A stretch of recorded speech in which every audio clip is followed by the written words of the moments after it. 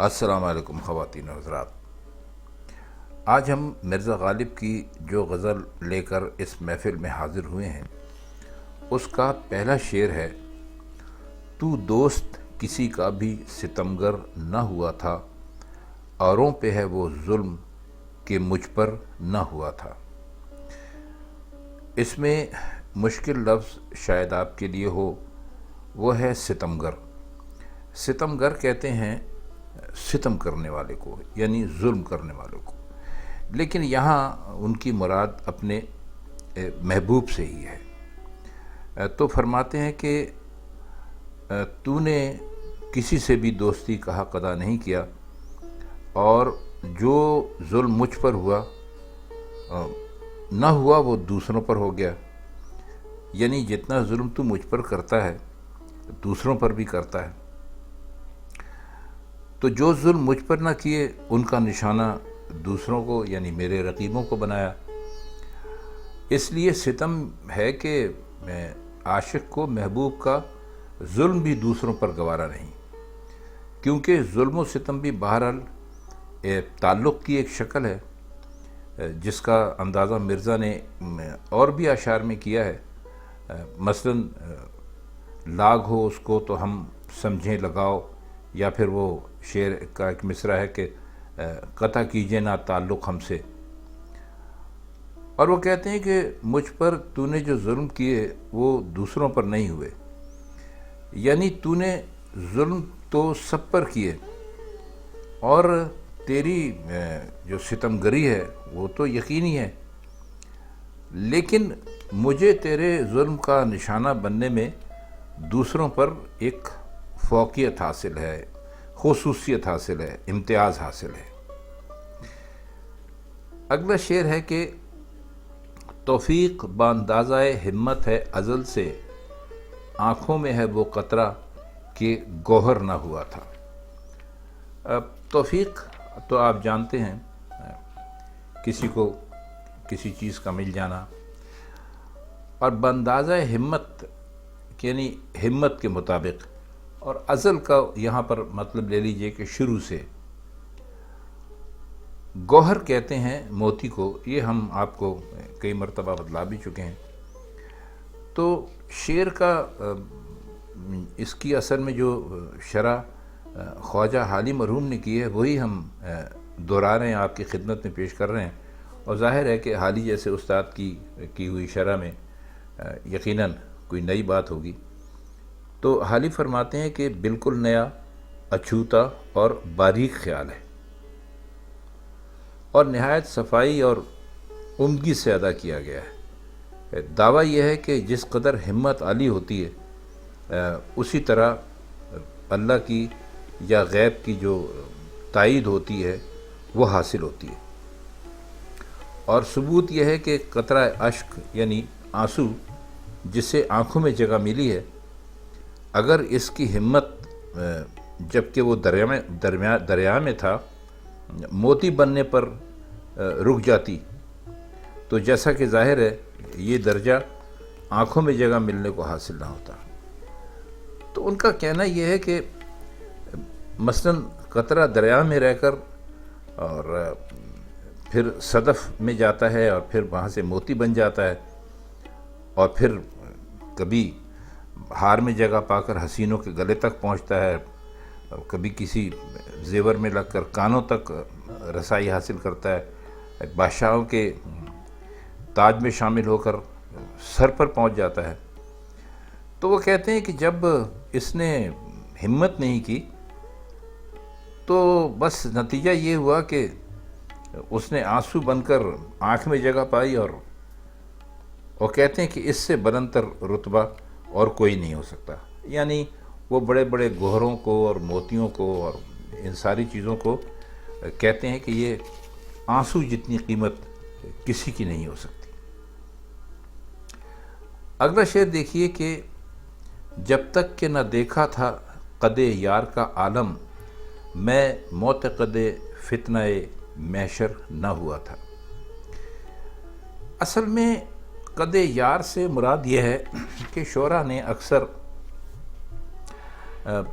جو محبوب کا قد ہوتا ہے اس کو قیامت سے تشبیہ دیتے ہیں، کیونکہ وہ کہتے ہیں کہ اس کائنات کی کوئی دوسری چیز جو محبوب کا اٹھتا ہوا قد ہے اس کے مقابلے میں نہیں آ سکتی۔ آپ نے دیکھا ہوگا کہ اکثر اشعار میں محبوبوں کو خرام ناز اور فتنہ قیامت یا فتنہ محشر اس سے بھی تعبیر کرتے ہیں۔ تو اس میں کوئی معتقد کہتے ہیں جس کو اعتقاد ہو، اور فتنہ محشر جو ہے وہ قیامت کے لیے کہا جاتا ہے۔ اس کا مطلب ہوتا ہے قیامت، جس دن کے حشر کا میدان لگے گا اور سب کے فیصلے کیے جائیں گے۔ تو وہ کہتے ہیں کہ قیامت کے فتنے کی باتیں تو ہم نے بار بار سنی ہیں، لیکن دل کو یقین ہی نہیں آتا تھا۔ لیکن جب ہم نے تیرا قد دیکھا اور تیرا رنگ ڈھنگ دیکھا تو یقین آ گیا کہ بھئی واقعی جو قیامت کے فتنے کے بارے میں جو کچھ کہا جاتا تھا وہ بالکل درست ہے۔ ظاہر ہے کہ کسی نہ دیکھی ہوئی چیز کا یقین پیدا کرنے کے لیے کوئی نہ کوئی ایسی شہادت تو سامنے ہونی چاہیے۔ تو قد یار کے عالم کو انہوں نے قیامت کے فتنے کا معتقد بنا دیا، یعنی ان کو قیامت کے فتنے کا یقین ہو گیا اپنے یار کا قد دیکھ کر۔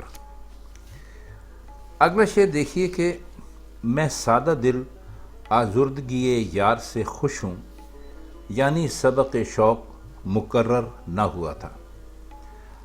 آزردگی یار کا مطلب ہے کہ آزردگی کہتے ہیں رنجیدہ ہونے کو، پریشان ہونے کو۔ تو وہ یہ کہتے ہیں کہ میں بہت سادہ دل آدمی ہوں۔ نہیں، اس سے پہلے ہم اس ایک لفظ کا اور مطلب کر دیں۔ مقرر کہتے ہیں دوبارہ۔ شوق مقرر کا مطلب ہے کہ دوبارہ سے محبت ہو جانا، پیار ہو جانا۔ تو وہ کہتے ہیں کہ میں سادہ دل اور سادہ لو سا ہوں۔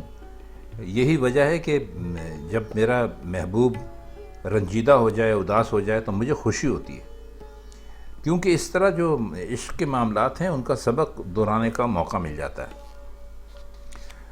ان کے کہنے کا مطلب یہ ہے کہ جب میرا محبوب رنجیدہ ہوگا تو مجھے موقع ملے گا کہ میں اس کے سامنے حاضر ہو کر اپنے عشق اور محبت کی کیفیت بیان کروں، بتاؤں کہ میں آپ کے بغیر زندہ نہیں رہ سکتا۔ اس سلسلے میں گلے شکوے بھی ہوں گے، اور یہ تمام باتیں پہلے مرحلے پر دلی خوشی کا باعث بنی تھیں، کیونکہ اس رنجیدگی کے بعد محبوب سے صلح ہو گئی تھی۔ تو وہ عاشق چاہتا ہے کہ وہ سارا قصہ نئے سرے سے دہرایا جائے، لہٰذا وہ اپنی سادہ دلی سے محبوب کو افسردہ یا رنجیدہ دیکھ کر خوش ہوتا ہے اور سمجھتا ہے کہ محبت کا رشتہ نئے سرے سے قائم ہو جائے گا اور اس میں زیادہ مضبوطی پیدا ہو جائے گی۔ جس طرح سبق دہرایا جائے تو وہ خوب پکا ہو جاتا ہے، یاد ہو جاتا ہے۔ تو اسی طرح پوری آرزو کو سادہ دلی سے اس لیے کہا کہ عاشق یہ اندازہ نہیں کر سکا ایک مرتبہ تعلقات درست ہو جانے کے بعد ضروری تو نہیں کہ دوبارہ ویسا ہی ربط قائم ہو جائے۔ تو بس ایک شاعر کی سادگی ہے جو اس شعر میں انہوں نے بیان کیے۔ اس کا مقطع آخری شعر ہے کہ جاری تھی اسد داغ جگر سے میرے تحصیل، آتش کدہ جاگیر سمندر نہ ہوا تھا۔ اب اس میں کوئی خاص اتنے مشکل الفاظ ہیں نہیں۔ تحصیل کہتے ہیں حاصل کرنے کو، فائدہ اٹھانے کو، استفادہ کرنے کو، اور سمندر اصل میں ایک بڑا چوہا ہوتا ہے، بڑے چوہے کے برابر ایک جانور ہوتا ہے، جس کے متعلق فارسی اور اردو ادب میں یہ کہانی مشہور ہے کہ وہ آگ میں پیدا ہوتا ہے اور وہیں رہتا ہے۔ جیسے مچھلیاں اور دوسرے آبی جانور پانی میں رہتے ہیں اور آگ سے نکالیں تو مر جاتا ہے، بعض اسے پردہ دار جانور قرار دیتے ہیں، اور اسی کا دوسرا نام مرغ آتش خار ہے۔ تو یہ لفظ ہے بہرحال ایک جانور ہے، یہ انہوں نے فرض کر لیا ہے۔ تو وہ اصل میں اس جانور کا جو ہے وہ نام لے کر آئے ہیں اپنے اس شعر میں، تاکہ اپنے شعر کا مطلب واضح کریں۔ تو وہ کہتے ہیں کہ اے اسد میرے جگر کا داغ اسی وقت سے آگ کا سرچشمہ بنا ہوا ہے اور میں اس سے آگ حاصل کر رہا ہوں جب آتش کدہ میں سمندر نامی جانور ابھی پیدا نہیں ہوا تھا، اور آتش کدے کو اپنا خاص مرکز اور مقام بنا لینے کا معاملہ تو پیدائش کے بعد کا ہو سکتا ہے۔ مطلب یہ ہے کہ میں اس وقت سے آتش عشق میں جل بھن رہا ہوں جب اس طرح جلنے بھننے والے مارز وجود میں نہیں آئے تھے، یعنی میرا ازل سے یہی شیوا ہے۔ جانور کی تو انہوں نے ایک مثال دے دی، وہ یہ کہتے ہیں کہ جی میں تو جب اس دنیا میں کوئی بھی جلنے بھننے والا پیدا نہیں ہوا تھا تو میں تو اس سے بھی پہلے سے عشق جو ہے اس کی آگ میں جل رہا ہوں۔ تو جاری تھی اثر داغ جگر سے میرے تحصیل کا مطلب یہی ہے کہ میں آج سے نہیں ہمیشہ سے وہ آتش کدہ جو ہے، اس کے عشق کا جو آتش کدہ ہے، اس سے ان تمام جلنے والوں کے جس میں کہ جانور بھی شامل ہے، اس سے پہلے سے میں اس میں جل رہا ہوں۔ تو خواتین حضرات، یہ تھی آج کی مرزا کی غزل اور اس کے کچھ مشکل الفاظ کے معنی، اور اس کی ہم نے شرح کرنے کی کوشش کی۔ اگر یہ ویڈیو دیکھ کر اور یہ باتیں سن کر آپ کی سمجھ میں غالب کی یہ غزل آ گئی ہوگی تو ہمیں بہت خوشی ہوگی۔ تو پھر آج کے لیے اتنا ہی، اب آپ سے کسی اور محفل میں انشاءاللہ غالب کی کسی اور غزل کے ساتھ پھر ملاقات ہوگی۔ تب تک کے لیے خدا حافظ۔